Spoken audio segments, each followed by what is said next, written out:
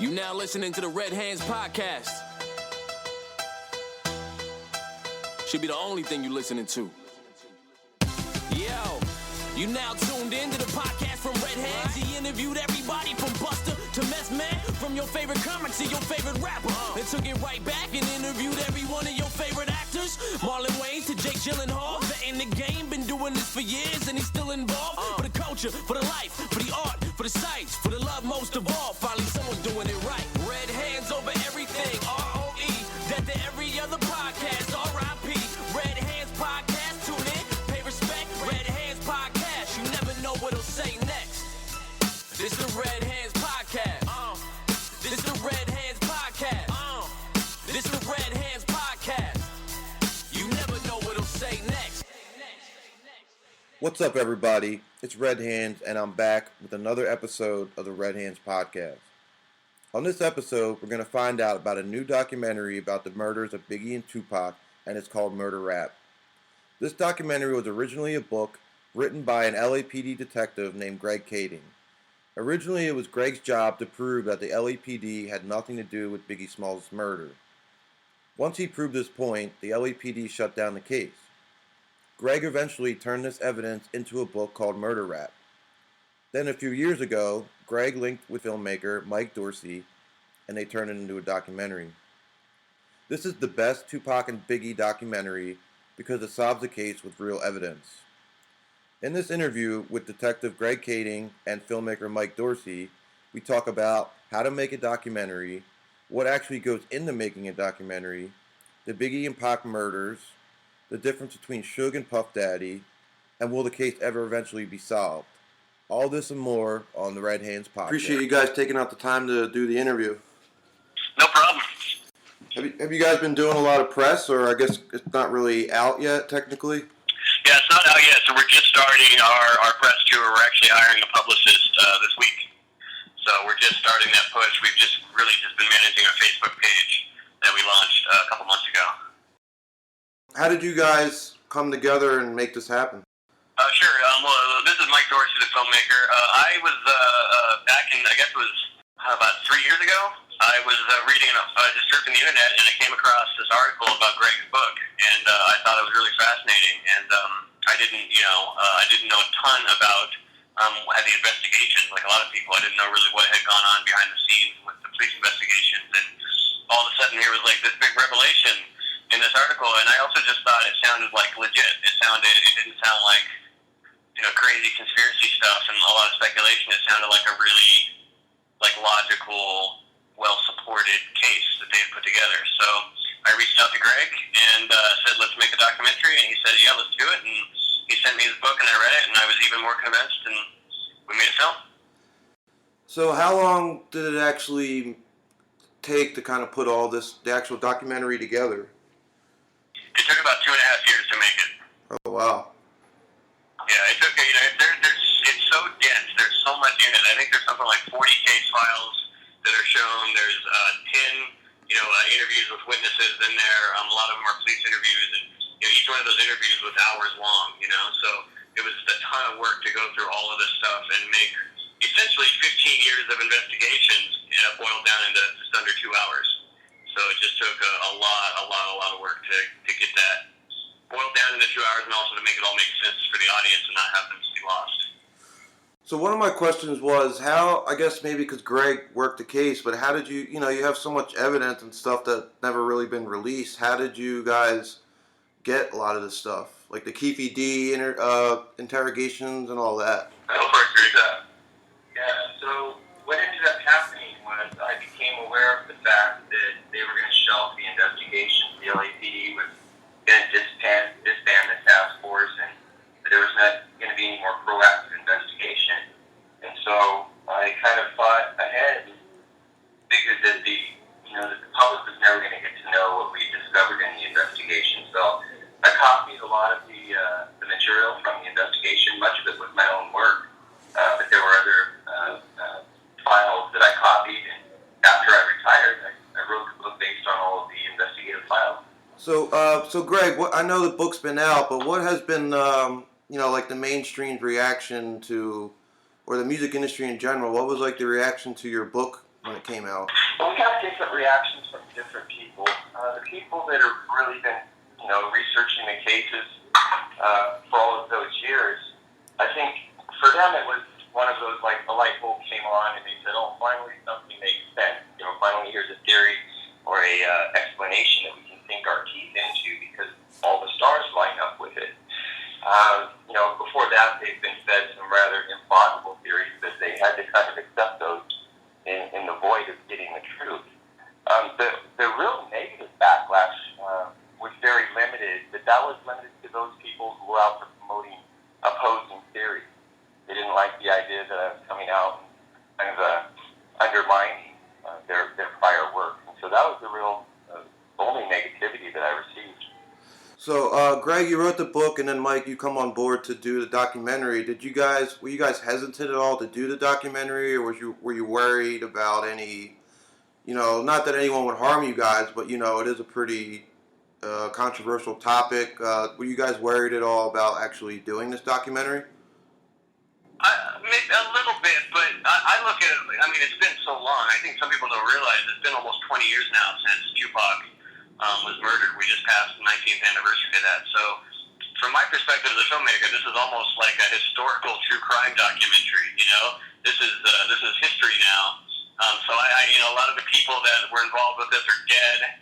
A lot of people that are accused or alleged to have been conspirators in this are dead or are untouchable now, basically legally, because it would be so hard to get the witnesses together to prosecute them. So I think most of the people involved in this are either gone or they know that nothing's going to happen to them. So who cares if the movie comes out? They're probably not going to be thrilled with it, but they're not going to be harmed by it. I think is probably what they realize. So that's how I looked at it. If we tried to come up with this, 15 years ago, I think that would have been a different story.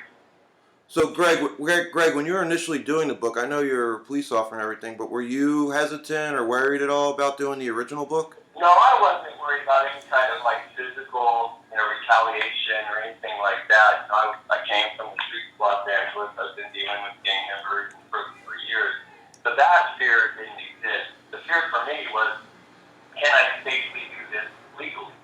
And once I got to the approval of very competent lawyers, and they ensured me that I could, then it was good. I could overcome that obstacle of hesitation. And we haven't received any type of legal action. So it's all been good, actually. Yeah, and Greg's book came out now almost about 4 years ago, and there's various statutes of limitations on these. One of the big ones is a 3-year statute of limitations, and that came and went. Nobody did anything. So it's kind of interesting. We had the film vetted by a big law firm in Los Angeles that clears documentary films. That's their bread and butter, and they spent months with us going back and forth, making sure that everything in the film was okay and would withstand any potential legal challenges.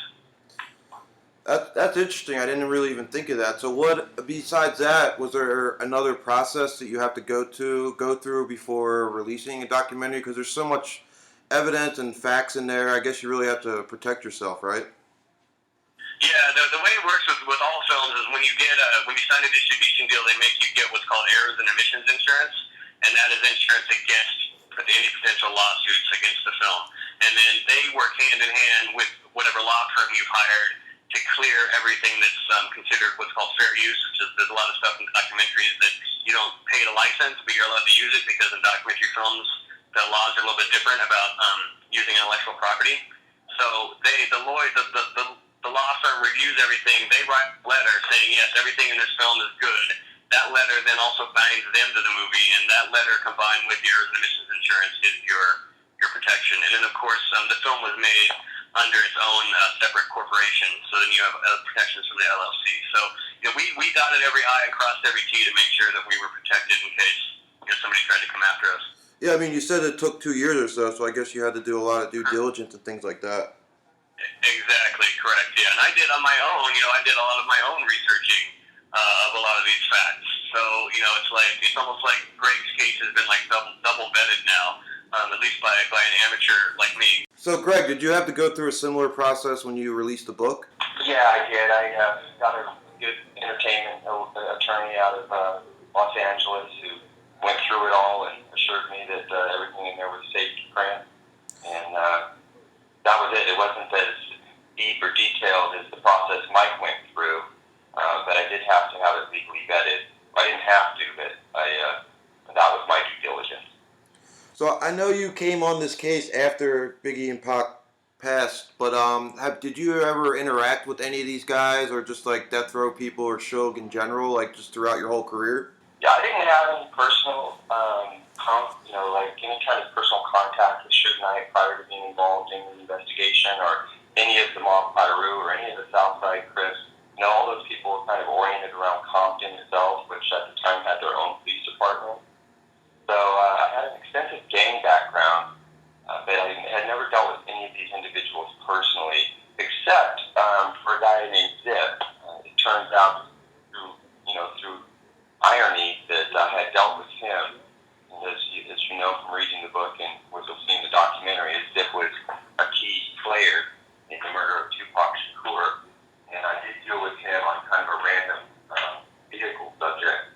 That's when I was working in Wilshire Division, long before I ever got involved in the investigation itself.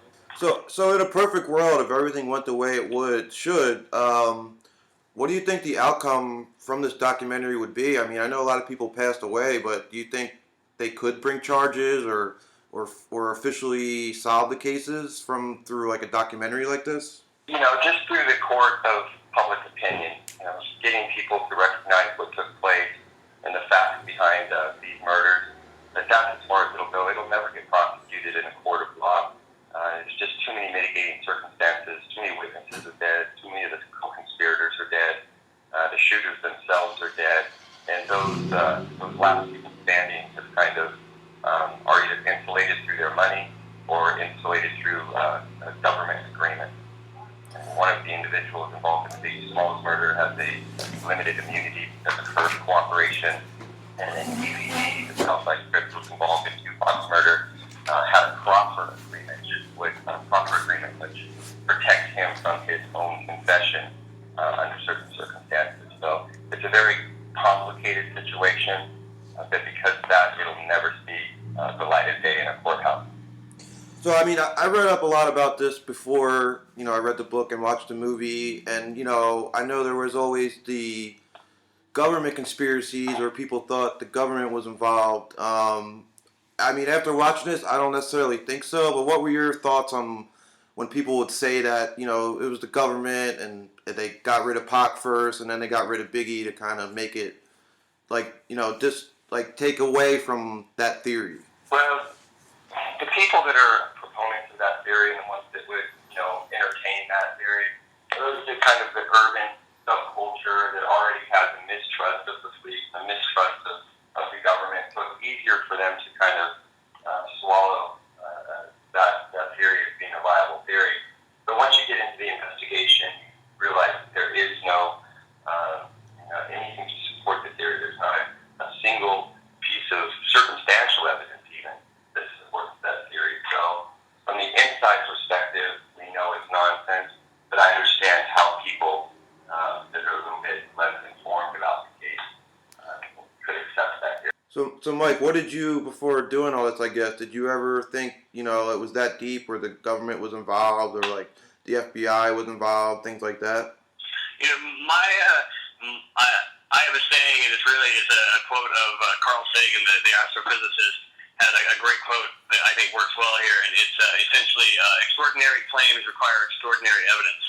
And to say that the CIA or the government or dirty cops were involved in this, that's an extraordinary claim, and it requires extraordinary evidence.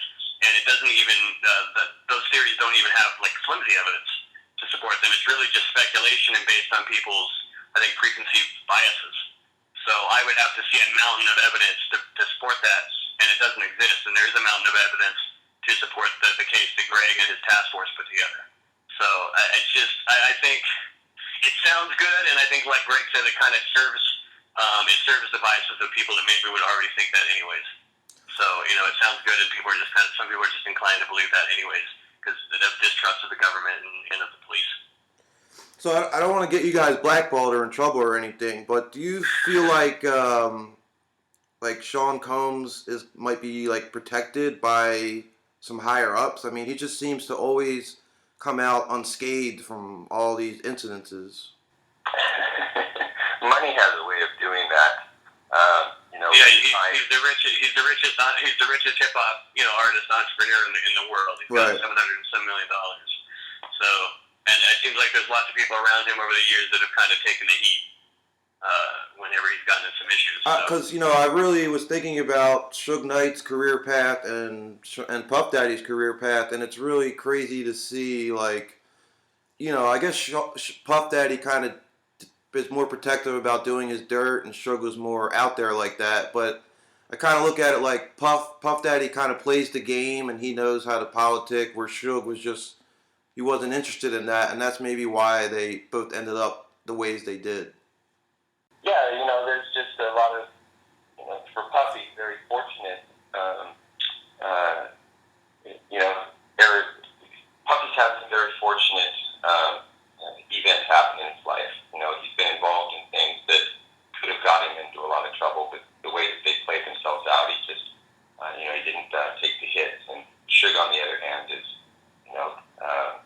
he's taken some hits for things that he's done. He's being held responsible right now for, his own behavior in Los Angeles. So, I think Puffy's a more savvy businessman. I think Puffy sits back and thinks a little bit more and is a little bit more calculating than Suge Knight, who seems to kind of wear his emotions on his sleeve. So are you guys hip-hop fans at all? I mean, were you guys fans of Tupac or Biggie? I became one by way of the investigation. I wasn't a hip-hop fan, especially a rap fan, prior to the investigation. But as I got to know more about these individuals and their lives and starting to recognize the talent they had and the potential that they had, then I became a fan. I don't necessarily listen to a lot of hip-hop, but I certainly can appreciate these guys as the artists that they are. Yeah, I didn't come from it from a perspective of being like a super fan, which I think helped because it kept me objective, and it helped me decide what to put. The big part of making a film is deciding what shouldn't go in it, and I think it helped me kind of stay away from where I might have had more of an emotional response and wanted to maybe put more biographical details in there about Tupac and Biggie. Whereas not coming at it from the perspective of super fan, I was much more focused on the case and the evidence and the investigation. Yeah, I think that's important that you guys are kind of, I mean, you don't really have anything to gain. If anything, you have a lot to lose from putting yourselves out there. So I think that's good that you guys are kind of not on either side, so to speak. You're kind of in the middle and just kind of laying out the facts for everyone. Correct, exactly. Yeah, I mean, the documentary is great. I watched it twice, and there's just so much evidence in there. I mean, how do you even kind of plan this out before you do it so you make sure you cover everything? And then you guys kind of covered it in a certain order. I mean, how did that all come about? Yeah, it was a lot of trial and error, and the first few edits of the film I showed to a lot of producer friends of mine and filmmaker friends, and it bounced around a little bit too much in the early days, and we just kept streamlining it until we got a much more linear story, so it made a lot more sense and got things kind of in their own little sections. I think a lot better. And also, kind of, there's so much even more evidence that's not even in the film that's kind of just more of the same of what's already in there. And so it also came to a point of, okay, I think we've proven this point. It's time to move on to the next point.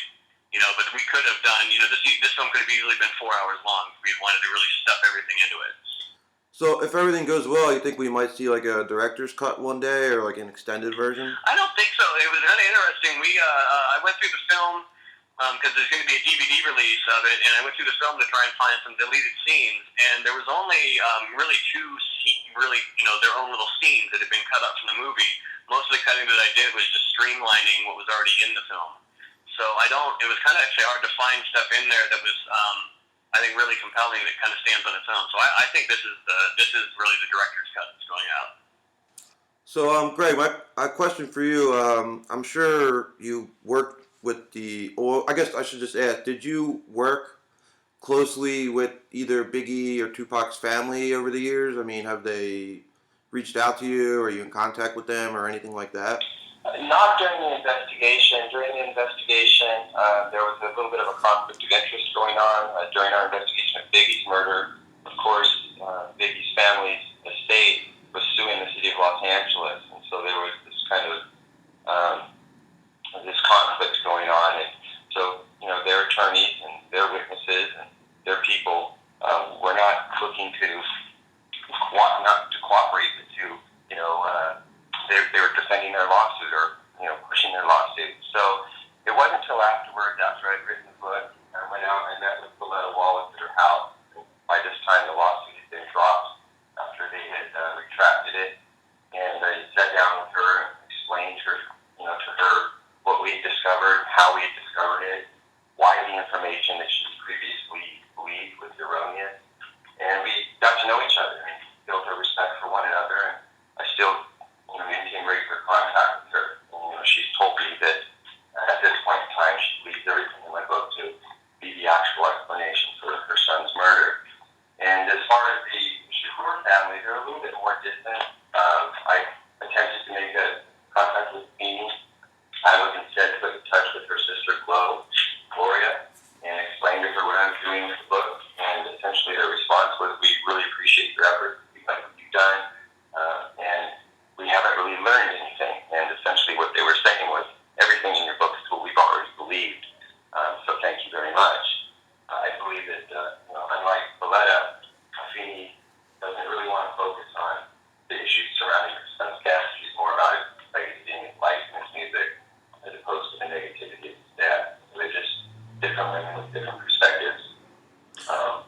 But I feel like I've met other members of the family, the Shakur family, and they've shown their appreciation for our efforts. So I feel really good about what we're representing on behalf of the family.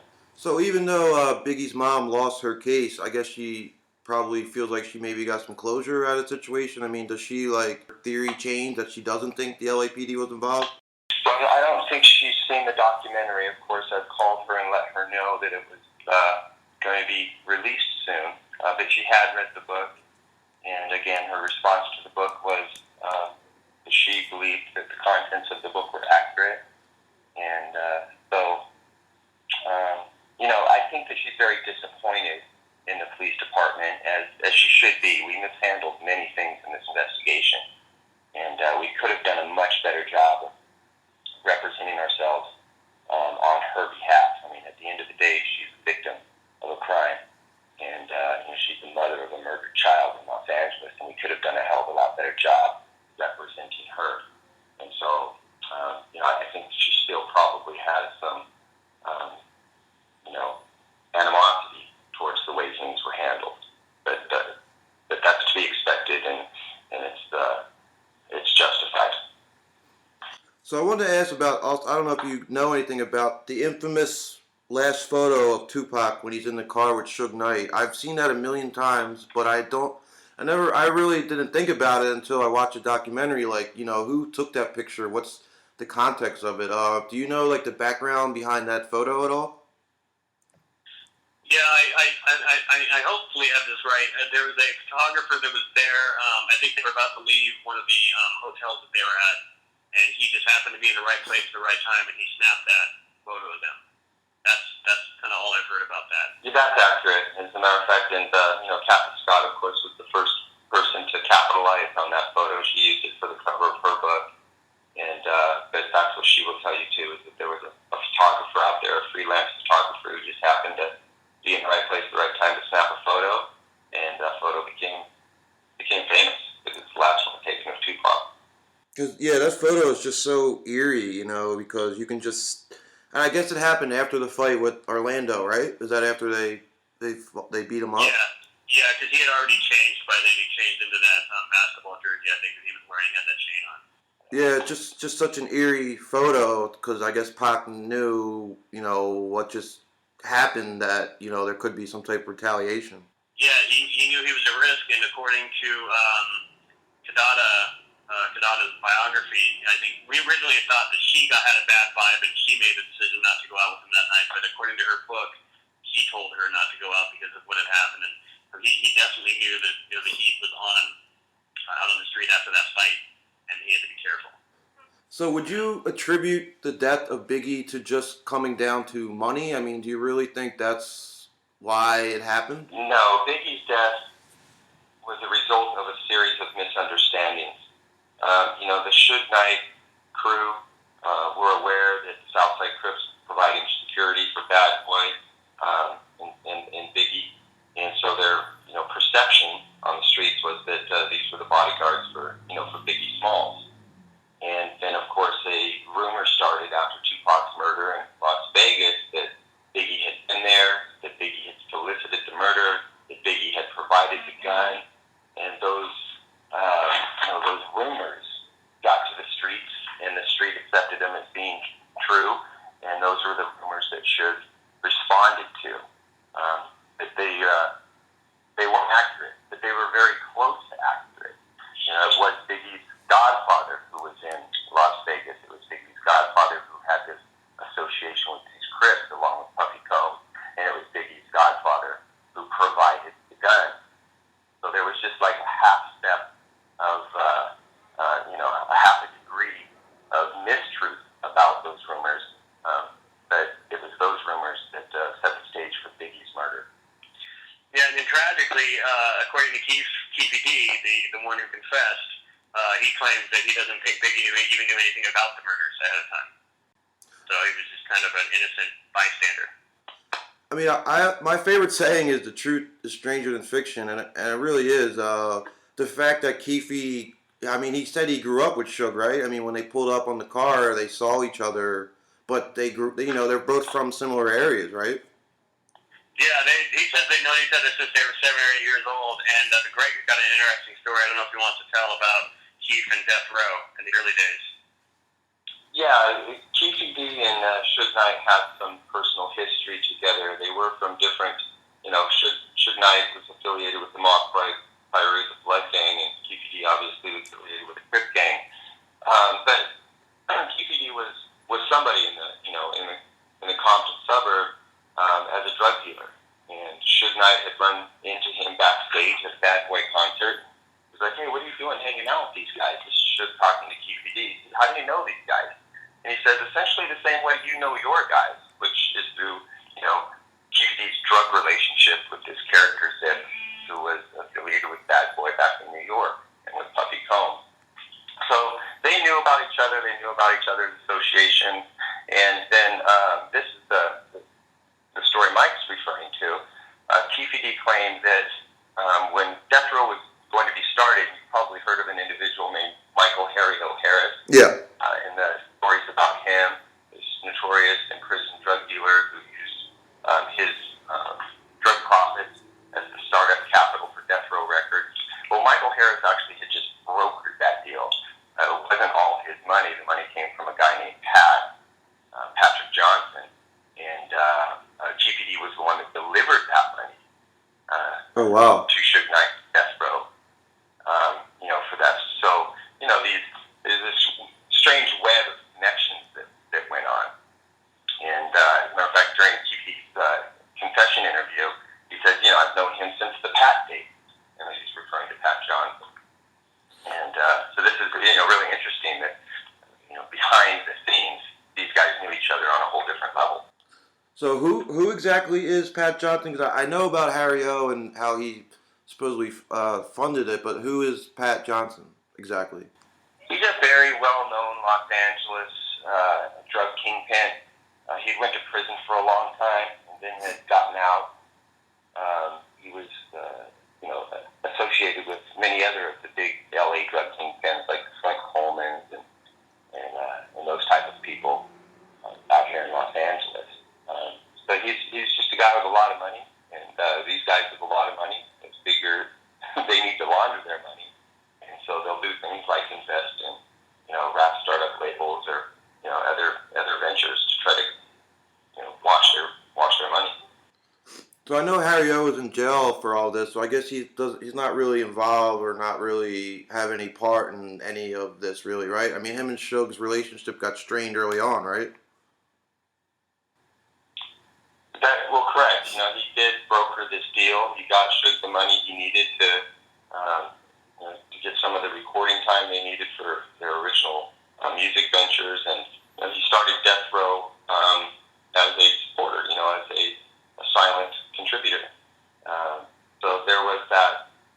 But of course, he got paid back his own money that he had invested, but he always felt that he should have gotten, interest or royalties.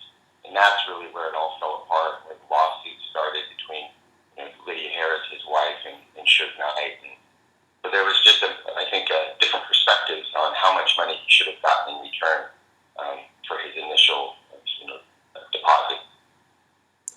So I might get a little conspiracy theory-ish right now when I ask, but what do you feel? What do you think about like the media involvement as far as feuding the East Coast West Coast battles back in the day? Do you think they just did it for the ratings and the sell magazines, or was it more deeper than that? Like the guy from the LA Times, Chuck Phillips. Sure.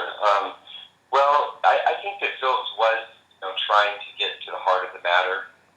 He was a good investigative reporter. He was trying to get some of these questions answered for the public. But again, they're a newspaper or whatever media outlet. You rely on you rely on sales, and so if you have a story, sometimes the truth of that story is not always the objective. It's the sensationalism of the story, and the more sensational a story is, the more you're going to profit from it. So I think that it just depends on what media outlet you're talking about, what their true objective is, and if it's money, then they're going to tell any story that will sell newspapers or get viewers. Because there's just so much disinfo and misinfo, and I don't mean to sound negative, but I wouldn't be surprised if it's kind of done on purpose, so to speak, so the actual truth didn't come out. You know what I mean? Well, I don't think that they intentionally provide misinformation. I don't think that most of these legitimate media outlets, such as the LA Times, goes out of their way to tell lies, to cover up stories, for the police department or others. I think that they're just in the business of selling newspapers. They like to tell sensational stories, but they have a certain amount of responsibility. They have slander and defamation issues that they have to be concerned with, so they have to be careful about how loose they play it. But as far as them being involved in a very convoluted conspiracy with the government, with the police departments, in order to mislead the public, I mean, it's a little bit too wild, and I have never seen any evidence of it, especially in these cases. So what are exactly the plans for the documentary? I know you mentioned like a distribution deal, but I guess you sell it in Walmart and try to get it on Netflix. I mean, what do you guys plan on doing with the documentary? Sure, it's in the hands of our distributor right now. We signed a distribution deal back in beginning of the summer with a company called Content Media. Content Media put out the big Scientology doc that was on HBO a few months ago called Going Clear. Oh yeah, I saw that. They're a really good company. Yeah, so that's the same company. They also, coincidentally, are currently distributing Nick Broomfield's documentary, Biggie and Tupac. So they were the perfect company for us to go to because we knew they weren't afraid of controversy, and also they sold a film on the subject matter before. So it's all in their hands. They are out marketing it and selling it, and it's kind of weird that the distribution landscape in this day and age is very complex, and so they sell off. The film gets sold country by country, and to give you an example, we just announced that there's a UK DVD deal has been done for the United Kingdom, but also there's going to be another television deal for the United Kingdom, and those are two separate deals. Just for one country, there's two separate deals. We have television rights in the U.S. were picked up by Reels, but then there's other people out there bidding for the DVD rights and the digital rights, and there's talks with Netflix worldwide, and for one film there can be hundreds of deals done. So it's just it kind of trickles in where and when the film's going to be released in different territories, and all the different mediums there are to release films on these days. It's crazy with the internet and everything. So we're just waiting for them to tell us how they're doing and where it's going to be, and then we post that information online. So I guess nowadays is it more? I guess you get more exposure, and is it more lucrative to just do more digital than rather than trying to do DVD sales? Yeah, there's no overhead for someone downloading a movie. Whereas there's a lot of overhead when you sell a DVD. You've got the physical disc, you've got the packaging, you've got the storage space for it. So it does. I think there's a higher profit margin for selling something on iTunes than there is for selling DVDs. But there's still a lot of people out there that want to own a physical copy of a movie that they like. I'm that way. So I know there's fans out there that have bought every book and every DVD about this story that is out there, and they're going to want to add this to their collection. So the DVD stuff is still important. So is there an actual release date for this? Yeah, it'll be on Reel's channel in the U.S. on November 14th. We don't know the time yet, but that's the date. We know it'll be released on DVD in the UK on, I think, January 11th to January 16th. I can't remember which date. Those are the only hard dates we know. It's on VOD, Video On Demand in Australia right now, and it's going to be on one of their huge networks called SBS in February. So there are release dates, but there's a huge market coming up in Europe next week where a lot of films get sold, and we should have a bunch more information late October once that market is done. Okay, and then I know you mentioned the Facebook page. What are some of the ways people can stay in touch with you guys, like your website or Facebook or Twitter?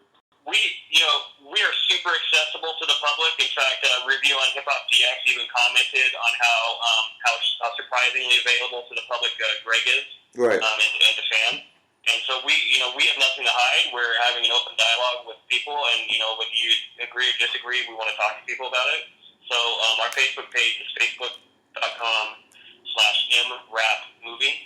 Apparently they won't let you put murder under the name of your Facebook page, but it's mrapmovie on Facebook, and we have 13,000 followers already, and we post exclusive content there all the time, and the comment section of our posts is a really good dialogue. That just kind of gave me another question, because there was rumors about Suge being an informant or working with the police, because I know that's how Whitey Bulger had his long career. Have you ever heard any rumors to that, or you have any comments on that about Suge maybe doing something similar as Whitey Bulger? Yeah, listen, everything about Suge Knight is as far as his involvement with law enforcement, I'm aware of. We had all the files from all the years of the racketeering investigation by the FBI and ATF into death row, and the IRS's investigation into death row, and all the different crimes that Suge's been involved in. There's absolutely no truth to the rumor that he's a government informant.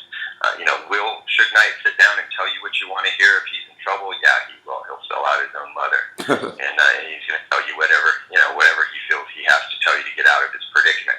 He'll hire Orlando Anderson to testify on his behalf. Right. And so that's the nature of Suge Knight. He's just he's going to survive on his at any cost.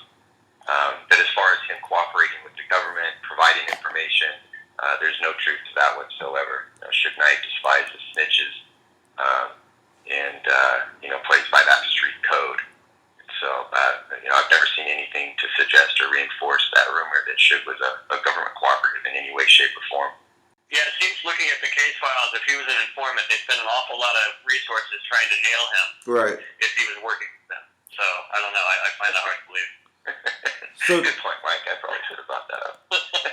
So, Greg, what I know you retired from the force. What have you been doing since then besides this documentary, if you don't mind me asking? Well, I'm a private investigator, so I do a little bit of that nature of work. I continue to be involved in developing any information or evidence I can in regard to Biggie and Tupac's murder. So I stay invested in that, and always looking to compound what we already know. But I golf, and I try to enjoy retirement also. So, but this has been a good run, with the book and now with the documentary. I'm starting to see this kind of trend in the public, that the public is finally getting the answers they've been desperately looking for almost 20 years, and that's very satisfying. So I'm really, really, really thankful that I retired and went down this road. Very cool. Okay, do you guys have any last words or any last things you want to plug before we end this? Yeah, the other thing I would add is just it's been kind of crazy as this film is coming out, how much insane stuff has happened around it. You know, we've got in the past, year, we've got Suge Knight in jail and possibly facing prison for the rest of his life. Russell Poole, tragically had a heart attack and died last month. The accused driver of the Cadillac that when Tupac was killed, was just killed this previous week. Yeah. And it's just been kind of weird. I don't believe in really magical thinking or anything like that, but it has been very bizarre. And our agent has just been commenting on how he's never seen a film come out and had so much weird stuff happen around it, like right as it's being released. And then, of course, the NWA movie blowing up in the middle of all of that. So it's been really a kind of a crazy, 9 months. But do you think that, I guess the T. Brown thing that happened recently, I guess it might be an unrelated incident? I mean, I know we're speculating, but I wonder if it's, an unrelated incident. It's most likely unrelated, just based on the lifestyle that some of those guys live. There's a reason so many of them haven't lived very long lives. And T. Brown was a survivor. He'd already been shot in another incident. He'd been shot 10 times famously and got the nickname Lotto as a result of surviving that. So it's kind of amazing. He lived to be 53, to be honest. He outlived a lot of other guys like Orlando and DeAndre Smith and a lot of other guys from his group of friends that he came up with. So is Keefy D still alive and in jail? He is. He's in state prison right now for an unrelated weapons charge, a gun charge that stemmed from an incident a few years back. And I think he's short-timing it, though. He should probably be out in the next month or two. And then he'll be back on the streets and doing what he does. And so I don't think his story is over yet, to be honest with you. He's kind of the sole survivor of Southside Crips that were directly involved in this incident. The documentary is going to get a lot of publicity. His neighborhood's always known of his and the rest of the guys' involvement in it. But there's going to be more public scrutiny, now that we're proving the involvement.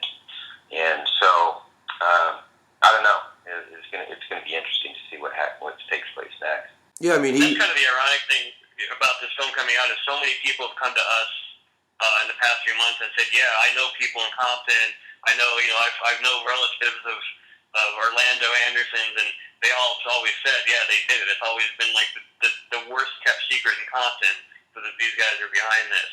And they're kind of fascinated that a movie's finally coming out that shows the actual details about how all that came together. Yeah, I'm a huge documentary fan and just a hip-hop fan in general, and I was just, I've seen all the Tupac Biggie docs, and this is definitely the best one, the most compelling, and it has the most evidence. None of them have really ever solved the case, and I feel like you guys kind of did. Yeah, thank you. And Greg and his partner Darren and his task force solved it, I think. Cool, all right. Yeah, I consider, I don't consider what we're putting forth as a theory. I think that we're putting forth the, definitive explanation of what took place. And so I think we're talking about apples and oranges as far as our production versus previous productions, which were all theoretically based. We're not promoting a theory. We're definitively telling you what happened. Very cool. Well, I appreciate you guys taking out the time. So just to reiterate, they can contact you the best way is through the Facebook page? Yeah, absolutely. I'm on that page every single day. And again, it's MRAP Movie on Facebook. And I think you actually can go to murderrapmovie.com and that'll automatically direct you to the Facebook page. All right, cool. Yeah, I mean, I hope you guys have success with it. I think you will, because there's just so many diehard Tupac and Biggie fans out there and people that want to know the truth.